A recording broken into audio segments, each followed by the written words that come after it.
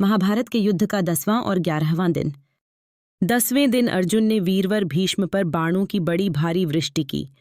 इधर द्रुपद की प्रेरणा से शिखंडी ने भी पानी बरसाने वाले मेघ की भांति भीष्म पर बाणों की झड़ी लगा दी।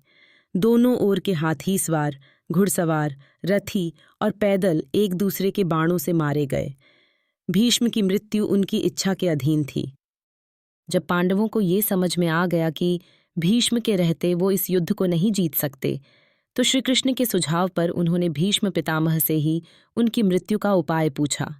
उन्होंने कहा कि जब तक मेरे हाथ में शस्त्र है तब तक महादेव के अतिरिक्त मुझे कोई नहीं हरा सकता। उन्होंने ने ही पांडवों को सुझाव दिया। शिखंडी पूर्व जन्म में अम्बा थी, इसीलिए वो उसे कन्या ही मानते थे। 10वें दिन के युद्ध में अर्जुन ने शिखंडी को आगे अपने रथ पर बिठाया। शिखंडी को आगे देखकर भीष्म ने अपना धनुष त्याग दिया। उनके शस्त्र त्यागने के बाद अर्जुन ने उन्हें बाणों की शैया पर सुला दिया। वे उत्तरायण की प्रतीक्षा में भगवान विष्णु का ध्यान और स्तवन करते हुए समय व्यतीत करने लगे।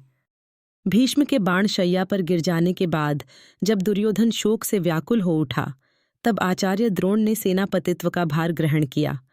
उधर हर्ष मनाती हुई पांडवों की सेना में धृष्टद्युम्न सेनापति हुए। उन दोनों में बड़ा भयंकर युद्ध हुआ, जो यमलोक की आबादी को बढ़ाने वाला था। विराट और द्रुपद आदि राजा द्रोण रूपी समुद्र में डूब गए। उस समय द्रोण काल के समान जान पड़ते थे। इतने ही में उनके कानों में यह आवाज आई कि अश्वत्थामा मारा गया। इतना सुनते ही आचार्य द्रोण ने अस्त्र शस्त्र त्याग दिए। ऐसे समय में धृष्टद्युम्न के बाणों से आहत होकर वे पृथ्वी पर गिर पड़े।